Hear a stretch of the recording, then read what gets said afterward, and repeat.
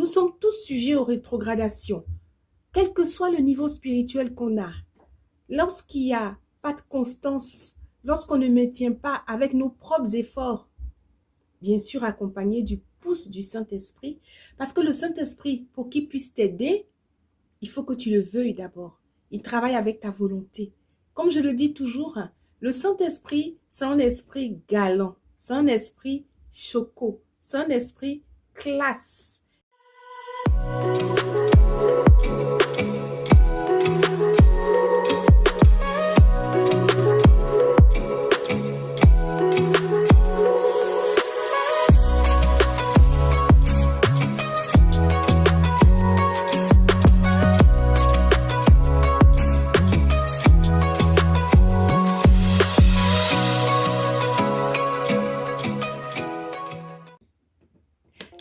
Shalom, c'est Marie-Pierre. Je suis encore là pour échanger sur des sujets qui sont importants pour toi, donc importants pour moi.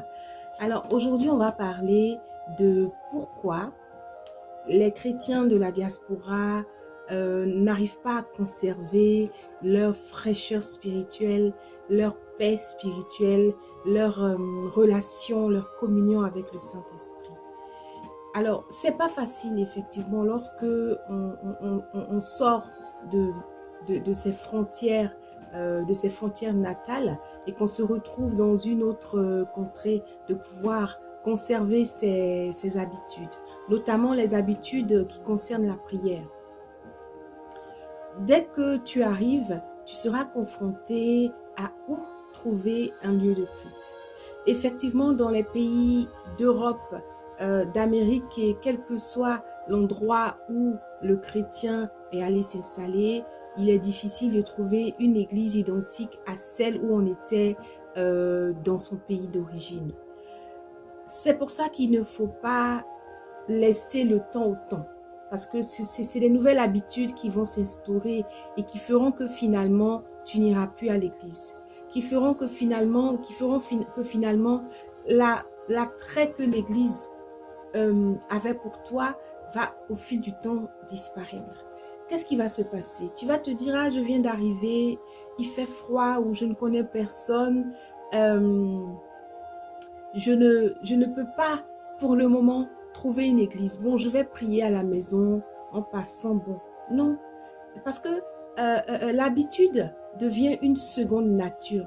C'est à ce moment-là que ton âme va commencer à avoir des habitudes qu'elle n'avait pas auparavant. Et c'est à ce moment-là que, au fur et à mesure, tu vas entrer dans un stade de rétrogradation. C'est très important pour le chrétien de savoir que la rétrogradation, ce n'est pas pour les autres. La rétrogradation, ce n'est pas pour d'autres personnes, mais c'est pour les chrétiens. Ça veut dire, fais attention à ton âme. Nous sommes tous sujets aux rétrogradations, quel que soit le niveau spirituel qu'on a.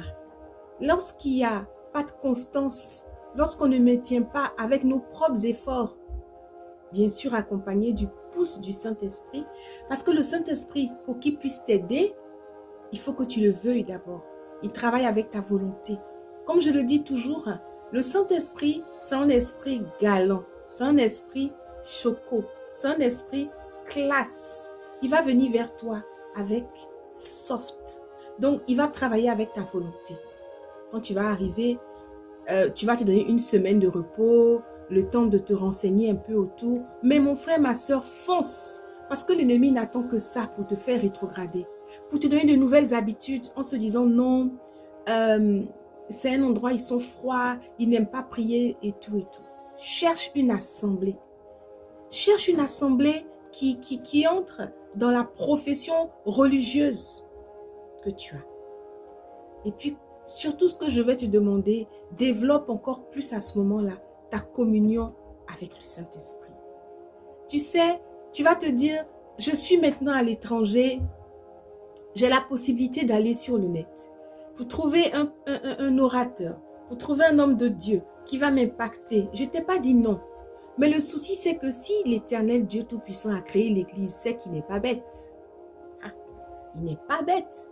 Il sait pourquoi il a créé l'Église édifice. Ça veut dire que l'Église édifice va venir compléter l'Église que tu es en tant que corps du Christ. Donc, il ne va pas faire les choses au hasard. Ne te dis pas, j'ai maintenant une église en ligne, ça me suffit. Ça ne te suffit pas. Parce que ça va te faire rétrograder. Tu as besoin, en plus de l'église en ligne, d'avoir une église sur le terrain, d'avoir des frères et sœurs avec qui tu peux t'engager pour l'évangélisation. Jésus revient bientôt, il y a beaucoup de travail à faire. Même si tu es à l'étranger, il y a du travail sur le terrain. Et tu ne peux pas le faire seul. Tu le feras avec une assemblée, quel que soit le nombre de cette assemblée. Tu le feras avec une cellule du terrain, un groupe de maison, mais quelque chose qui est physique et qui permet de pouvoir, pour qu'il y ait une synergie du corps du Christ.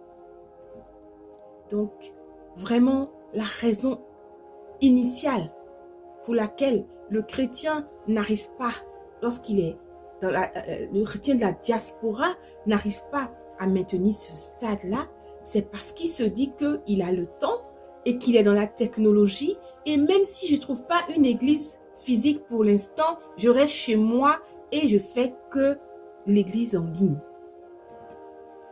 Ça ne peut pas marcher. Ça ne peut pas marcher. Fais l'église en ligne et recherche une assemblée sur le terrain. Mon frère, la rétrogradation, ce n'est pas pour les autres. Tu as trop peiné pendant ces années pour te construire une relation avec le Saint-Esprit. Tu ne peux pas te permettre de tout remettre en compte. Non, ce n'est pas possible. Donc, je t'encourage au travers de cette prédication.